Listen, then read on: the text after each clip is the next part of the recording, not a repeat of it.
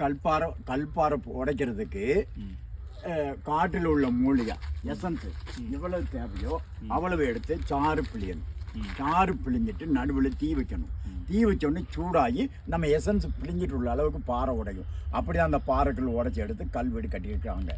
கல்வெடு கட்டி இது பஞ்சவாண்ட மாதிரி தங்கருக்கு வேண்டி இந்த கல்வெடு உண்டாக்குனது.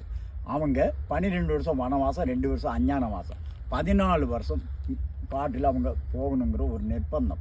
அதில் ஒரு பீரியட் இங்கே வந்து அவங்க தங்கருக்கு தான் அந்த கல்வெடு உண்டாக்கி அவங்க கூட கொஞ்சம் கேங் இருந்திருக்காங்க. அப்படி இருக்கும்போது மறையூர் போய் மறைஞ்சு போயிட்டாங்க. மறையூர் போய் മാഞ്ഞു പോയി. പിന്നെ എവിടെയും കണ്ടില്ല. പിന്നെ 8 சன்னதிக்கு முன்பு மதுரை கண்ணை காலத்து தீயரிஞ்சின்னு சொல்லி மதுரையிலிருந்து ஒரு கிராமத்துக்காரங்க ஃபுல்லாக வந்திருக்காங்க. பிள்ளை குட்டி குடும்பத்தோட. அவங்க பல ஜாதி, பல சமுதாயம், பல மதக்காரங்களும் இங்கே வந்து நம்மளாம் ஒரே ஜாதி ஒரே மதம், வெள்ளாள, பிள்ளை, கிண்டு, ஆதிவாசி. அவங்க தான் இந்த 5 கிராமத்தில் உள்ள ஆதிவாசிகள். மறையூர் 1, காரியூர் 2, கீழாந்தூர் 3, காந்தலூர் 4, கொட்டகுடி டாக்டர்சன் கீழே 5 கிராமத்தில் அவங்க சம்மந்தம் பண்ணுவாங்க. ஒரு பெண்ணை கட்டி விடுறதுக்கு அவர் கூட 40 படி நெல், ஒரு பொண்ணும் மாப்பிள்ளை வீட்டுக்கு கட்டாய சீதனம் கொண்டு போகணும். அந்த கட்டாய சீதனம் நெல், 40 படி நெல், ஒரு ஆடும். இப்போல்லாம் நெல் இல்லாதனால அரிசியும் ஆடும், பின்னதான் பொன் பொருள் பரம்பெல்லாம்.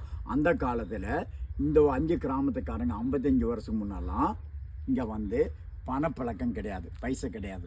பைசா இல்லாதனால அவர் பழையற கடையில் ஒரு 10 எண்ணெய் டின்னு வெட்டி வெட்டி அங்கே இருக்கும். இது போல் ஒரு மரக்கட்டை விட்டு விசிறிக்க மாதிரி ஒரு வரக்கட்டையில் கடைக்காரன் அங்கே போனோன்னு இந்த தட்டை எடுத்து அவங்க வைப்பார்.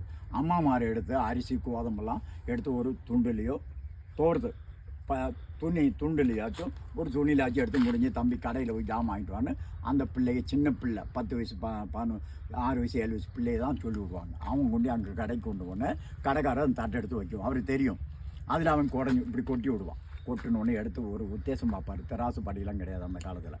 பார்த்துட்டு அவர் அதில் அந்த காப்பி கொட்டையை போடுற இடத்துல காப்பி கொட்டை, அரிசி போடுற இடத்துல அரிசி போட்டுட்டு என்னடா தம்பி வேணும்னா உப்பு வேணும், எண்ணெய் வேணும், சீனி வேணும், தேயிலை வேணும்னு வாங்கிட்டு போவாங்க. வாட்டர் சிஸ்டம் அதுதான் அந்த காலத்தில் பண்டை பொருள் மாற்றம். உங்களுக்கு போட்டோ எடுத்தாச்சா? நீங்கள் வரும்போது